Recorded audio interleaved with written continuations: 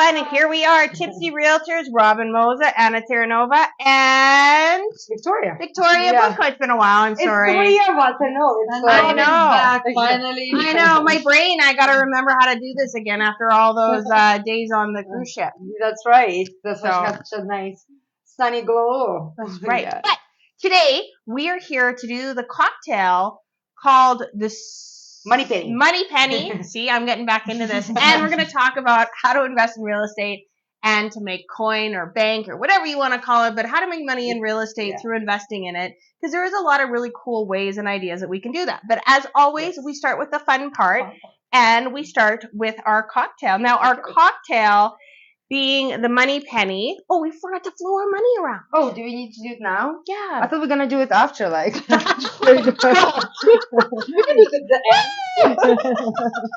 There's rain and money. Yeah. All right. Okay, Money Penny. We're doing that after. So you want to take your chilled martini glass, and you're going to rim it. So you're going to start with a little plate of water, which we have here, as you can see. And you're going to put just the top of the cocktail glass in there. And then we have a plate. And what this plate has is it's got lemon rinds and sugar in it. It smells amazing. I like it. Yum. And you're taking your glass and you're rimming it to give it that kind of nice, kind of frosty lemon glow. So then, after we do that, we're taking our shaker with ice in it. And we're following the recipe that you can see on the screen. And now we're actually using Confluence gin. We're using their pink gin because this is a grapefruit-based cocktail. And with it being a grapefruit-based cocktail, it actually has a lot of grapefruit in this gin. Yeah, so it's a grapefruit flavor that has a little bit citrus notes in it, and it's pink, so it's really cute. And Confluence, of course, as we mentioned before in our shows, is a local. This is grapefruit juice. This is grapefruit juice. Is a local producer. And they have vodka and gin that you can actually available. I don't know if it's most of the liquor stores, but it's available at liquor stores. And if not, you can always go. Sorry, I just realized I didn't put enough grapefruit in mine. You can also go right to their distributor, their brewery here, right? Distillery, yes. Distillery. So we're gonna have lemon juice, grapefruit juice, squeezed, Lillet Blanc. And grapefruit juice, and then we're gonna take. Now I've actually got a bunch of different bitters, so you can do Creole bitters, which is what I did in one of them. Orange bitters, you can do grapefruit bitters. This one I think it's traditional one, right? This is like aromatic. So I'm aromatic. That's right. Yeah. I'm gonna do the aromatic in mine, but the girls actually have different kinds of bitters in each one. Do you know which one is? No. Okay, it's gonna be a surprise. Right. Surprise. What is that? They're bitters. Creole. So that will be spicy? It'll be a little bit spicier. So the one with the Creole will be a little bit spicier. And then obviously the one with the orange. It's like a Russian roulette here. Spicy or orange. No, actually there's one cool thing I did learn on the cruise ship. And it's you're supposed to be straining your cocktails when you make them. Why? What does it do? So that it's just the alcohol and the juice that are in there, not ice or anything like that that's not supposed to be in there. And any remnants of what are not supposed to be in there. So we're now straining our cocktails because when you're on a cruise ship, they are very nice at showing you how they make their cocktails. And I decided it was a research opportunity, and I had them make me a lot of cocktails so I could learn. I mean, that sounds like really reasonable to me. Right? Obviously. And Robin just kind of put a wheel of dry blood orange, looks like. Yeah. Actually. So here is, I like the dried fruit for garnishing because it's kind of a little bit easier. Yeah, let's try. Our drink together in 2023. This first is the one. first one. There you go. Yeah, cheers. Oh my god. It's delicious. It is delicious, isn't it? It's nice. This would be a great. I don't know which one I got. I don't know either. This would be a really, really great one for just like company over, stuff like that. So it's not sweet at all. The sweetness comes only from the sugaring. So it's very like tart and sour and super fresh.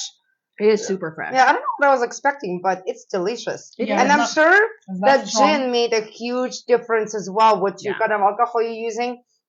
If you used your regular gin, it might be more piney, where this has more citrus in it. And it's not strong because I'm not choking.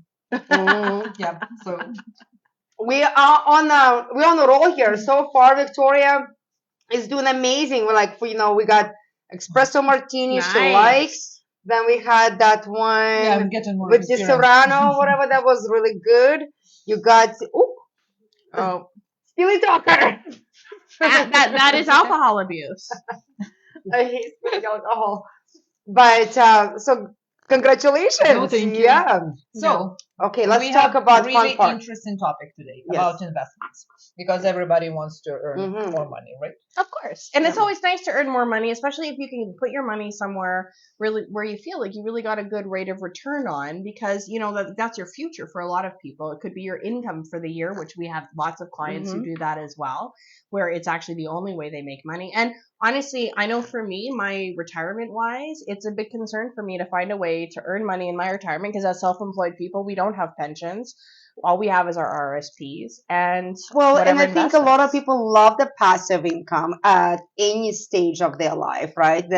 It's money that you invest and it just keeps arriving into your bank account kind of thing too, right? Yeah. So that's kind of a possibility where we were talking about not just something you have to work for, Yeah, with but less hustle.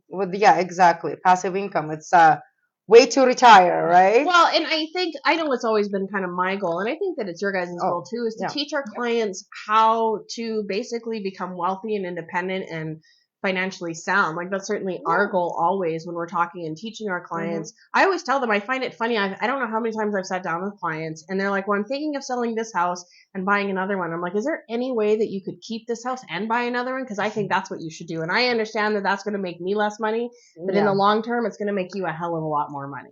Exactly. I mean, building investment portfolios is something I've done for years now, since I probably started in real estate, because that has been my passion. Yeah. So we actually are really passionate about this topic. So we're gonna try speak very fast about the whole bunch of opportunities.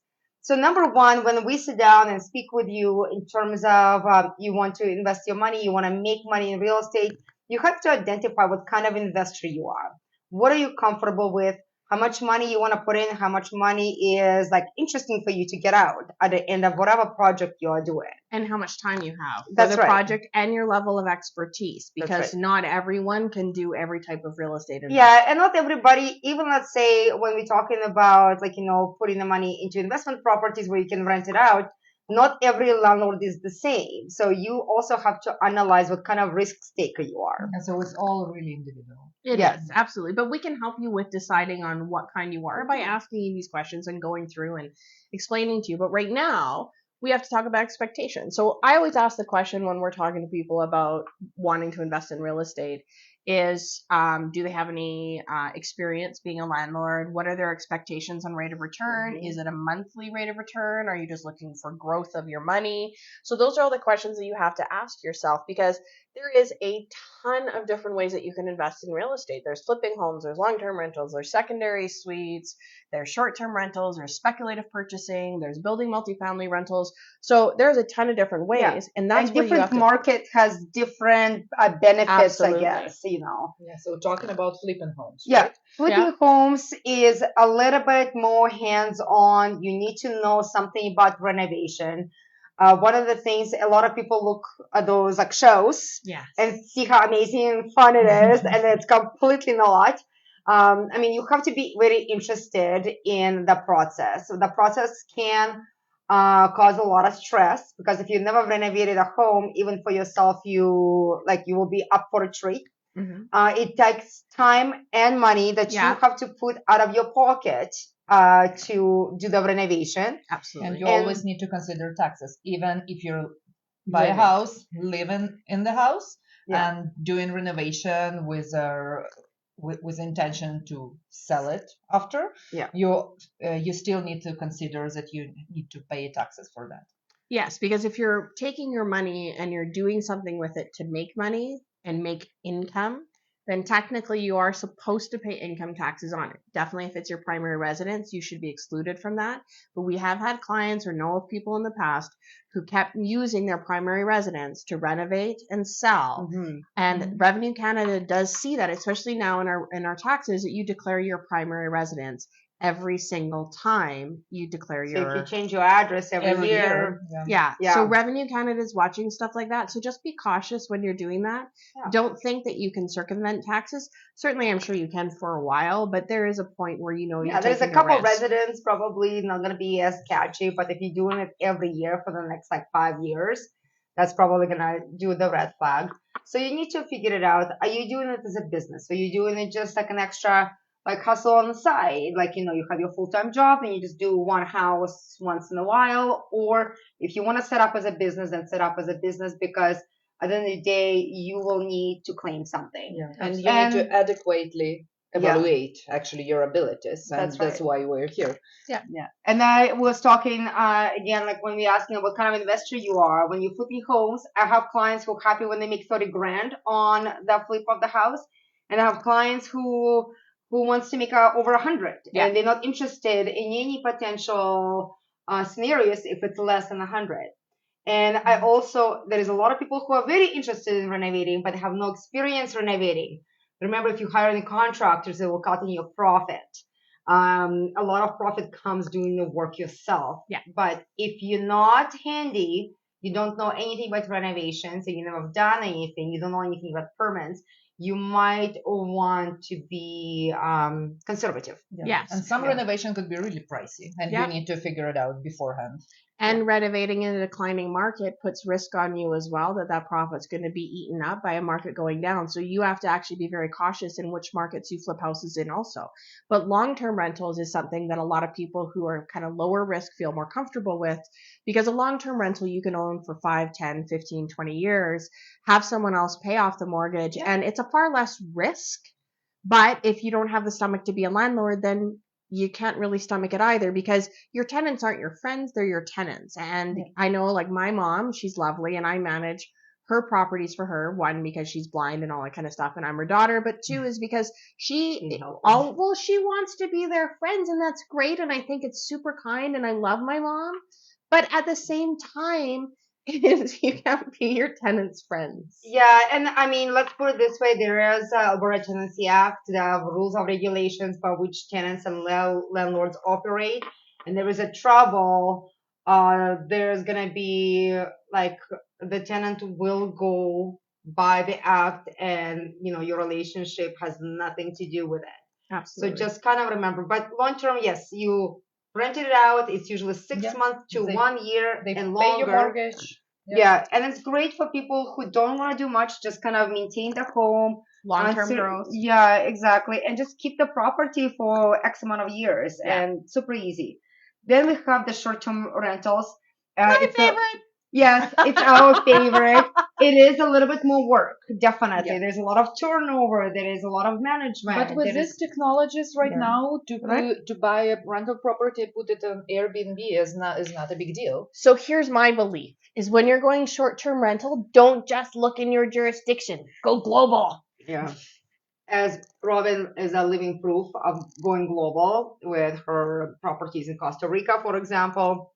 Crow's Pass, yeah. Currently searching out more. Yes, we can't wait for Mediterranean location. We're trying Montenegro, Croatia, Belize, and there they have actually tons of great websites nowadays called AirDNA, where you can actually go on and you can see the rate of return based on other people on Airbnb, and you can use that to figure out where your best location is.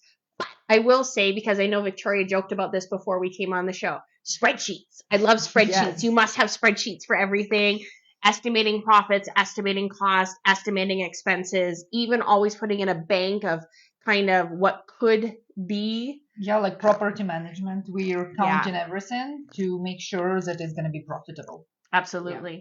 Now, the other thing is speculative purchases. And I know I've done that. I think you've done that. I don't know if she's only been here 6 years. But I know Anna and I have done speculative purchasing where we've bought property knowing that the market was increasing and then flipped it with either not ever taking possession of it or taking possession of it and selling it a day later for high profits. That only works when you can estimate the market increasing or you have fast growing markets. Yes. And again, it's a super risky, especially in the Calgary's market, because our market could be hot one day and super not another one, because It's one of the very unique markets in Canada. Like that changes as often as Calgary's market does. So you have to be very careful. And you have to Yeah. have like experienced professionals. And have a plan Here, B. right? Like, you Yeah. know, if you do buy something speculative, like if that doesn't sell for some reason, make sure you're comfortable with the short-term rentals or long-term rentals.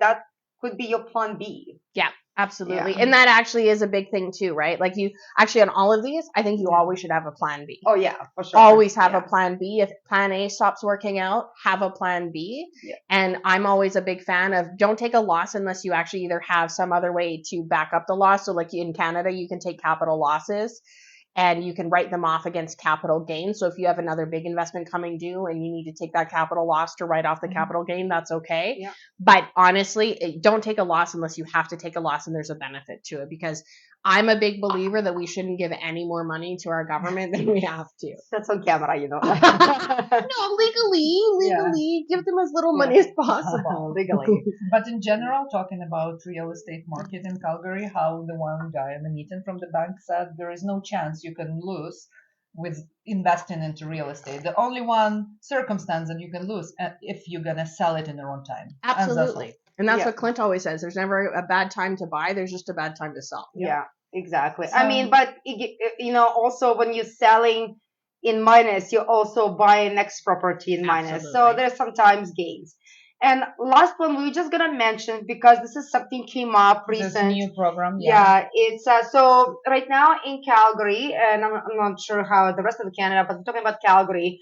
The government itself is encouraging and promoting to build multifamily rentals, and therefore the programs that are available through different banks to finance the build is quite lucrative. So we hear there's a low interest rates and longer amortization periods.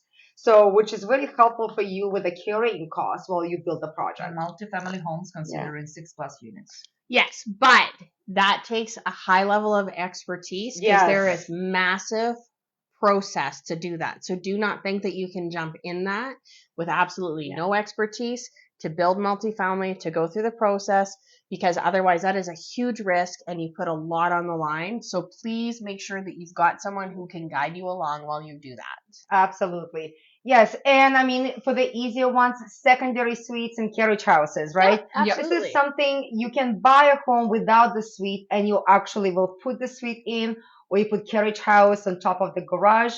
Again, because City of Calgary is promoting secondary suites, especially like legalization for safety, and they want to increase the density. Yeah. So, And you can live there and have secondary suit that gonna help to pay your mortgage. exactly. So So there's a different ways of doing it. It all depends on what your long-term goals are. And I mean, if you're just starting out, there is a way just to start and build up your portfolio to something else. now, speaking of long-term and short-term goals, price time. Price tag. Okay. So because we are drawing this prize in the first week of February, it's a game for couples to reconnect. Because we want you Yeah. to use it at Valentine's Day and be in love. Yes, you know, I was joking on the last show, like if you have nothing to talk to your partner about besides maybe like babies and bills, like this is gonna help you with topics. And I love it because it's designed by psychologists. There's actually specific research put into it. Yeah, It's put some easy to flame. play. Exactly. Yeah. Put some flame back in your February. So how do you win this fabulous fun prize? You like and share us on all of our social media, on YouTube, on Instagram, on Facebook, on TikTok, and on LinkedIn. You can find us in any one of those. But most importantly, if you want to find us because your friends and family are looking at buying or selling a home, or you are and need some real estate advice, our name and number is on the screen. Please feel free to call us anytime. Refer your friends. Tell everyone to use us. We love hearing from you. And of course, if you have any subjects you guys want us to talk about, let us know. Or if you have great cocktails, I always get the cocktails more than the subjects, but we'll do the cocktails or the subjects. Yes. Let us know and we will put them on our show. Please like and share us. Tell all your friends. Yes, and if you haven't heard, we have a super low inventory, which means if you're planning to sell a home, it's a hot market. Super hot. super hot. Super hot. You'll be very happy with your it's price. really, really, really tough because Yeah. like I wanted to buy a house and this was one day in the market and 17 offers. Three of them unconditional and all of them above listed price. So well, yeah, if you have something to list, it's the right Let's time. do it. But And next show. speaking of our next show, we're doing the suitcase cocktail because we're actually going to a day after the Calgary Real Estate Board has released their real estate forecast for 2023. We're going to unpack it for you and we're going to explain to you what it means, what it says, what they think is going to happen, what we believe and what we don't, because Anne-Marie is fabulous. We don't always agree. The educated fortune teller Anne-Marie, which is the economist for the Alberta Real Estate Association and the Calgary Real Estate Board, who is fabulous. But Yes. we will tell you what we agree with, what we don't, nitty gritty, what it means for you, and how to interpret it so that you in 2023 can make the best real estate investments using us. Thanks, guys.